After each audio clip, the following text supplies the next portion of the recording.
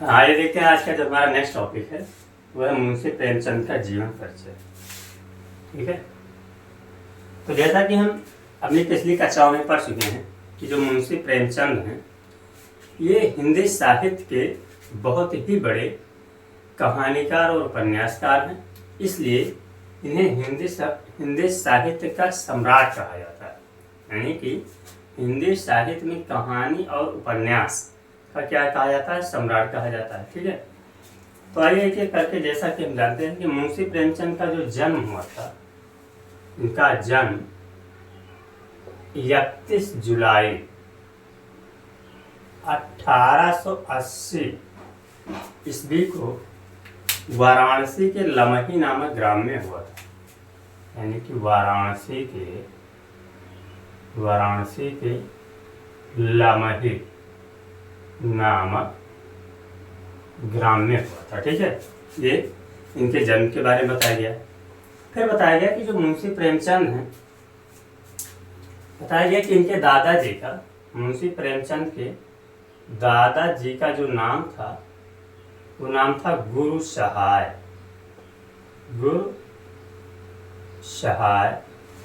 ठीक है, तो इनके दादाजी जो गुरु सहाय थे वो एक पटवारी थे, ठीक है। और इनके जो पिताजी थे, इनके पिताजी का नाम था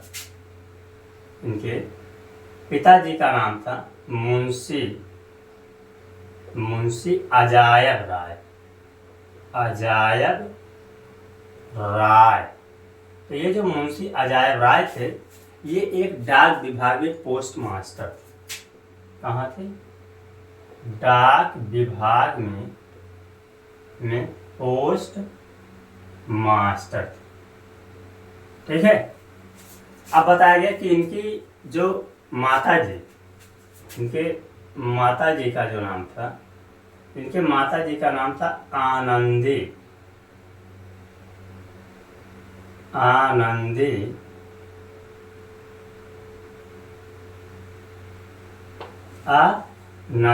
देवी। इनके माता का नाम था आनंदी देवी, जो कि एक घरेलू महिला थी, एक प्रतिष्ठित घरेलू महिला थी। ठीक है, फिर बताया गया कि इनकी जो पत्नी थी, और इनकी पत्नी का नाम था शिवनेरी देवी। इनकी पत्नी का क्या नाम था? तो इनकी पत्नी का नाम था शिवनेरी देवी। ठीक है, तो ऐसा माना जाता है कि मुंशी प्रेमचंद की जो शादी हुई शिवनेरी देवी से, तो इनकी शादी जो है बहुत दिनों तक नहीं चली और बीच में जाकर के कुछ समय के बाद टूट गई। ठीक है, तो ये थोड़ा मुंशी प्रेमचंद का संक्षिप्त जीवन परिचय था। इसमें बताया गया कि मुंशी प्रेमचंद जो थे, यानी कि जब ये छोटे ही थे, अर्थात लगभग में 8 या 7 वर्ष के रहे होंगे, तभी बताया गया है कि इनके जो माता और पिता का देहांत हो गया था। ठीक है, फिर इनकी प्रारंभिक शिक्षा वाराणसी में हुई। उसके बाद में यहाँ से, अर्थात वाराणसी से, ये प्रारंभिक शिक्षा करके अपने गोरखपुर चले आए और यहाँ पर अपने और शिक्षा प्राप्त। ठीक है, इसके बारे में थोड़ा और बताया जाता है कि मुंशी प्रेमचंद जो है वो एक प्रतिष्ठित, जैसा कि हमने आगे देखा, एक कहानीकार और उपन्यासकार थे। इसलिए इनकी रचनाओं के बारे में देखें तो इनकी कुछ महत्वपूर्ण रचनाएं, ठीक है, जो इन्हें हिंदी साहित्य में, यदि इनकी कुछ प्रमुख रचनाओं के बारे में देखें तो जैसा कि हम जानते हैं कि मुंशी प्रेमचंद की बहुत सारी रचनाएं हैं, जिसमें एक है गोदान। ये क्या है? गोदान जो है ये मुंशी प्रेमचंद की एक उत्कृष्ट रचना है। तथा एक हमारा है सेवा सदन। तो ये गोदान और सेवा सदन जो है इनकी प्रमुखतम रचनाओं में से एक है।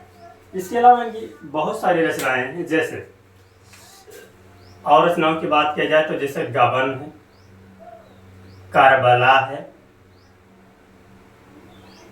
कर्म भूमि है, मंत्र है, पूस की रात है, ठीक है, नमक का दरोगा है,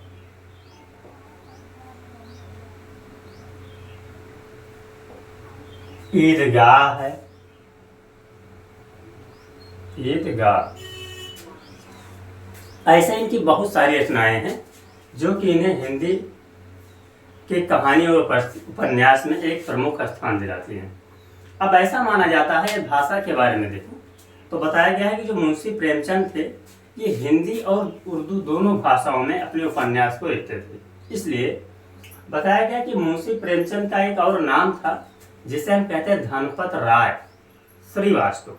यानी कि मुंशी प्रेमचंद जो है इनके बचपन का नाम धनपत राय श्रीवास्तव था। इसलिए ये जब हिंदी में कविताएं लिखते थे, किसने, जब ये हिंदी में कविताएं लिखते थे, सॉरी हिंदी में जब कहानियां लिखते थे तो ये मुंशी प्रेमचंद के नाम से लिखते थे, मुंशी प्रेमचंद। लेकिन जब ये उर्दू में कहानियां लिखते थे, तो इनका नाम रहता था नवाब राय, नवाब राय, ठीक है। तो ये इनके कुछ रचनाएं और हिंदी और उर्दू में कहानियां लिखने का इनका नाम। फिर इसी तरह हम देखते हैं थोड़ा और आगे इनके बारे में। हाँ, और लास्ट में देखते हैं मुंशी प्रेमचंद के बारे में।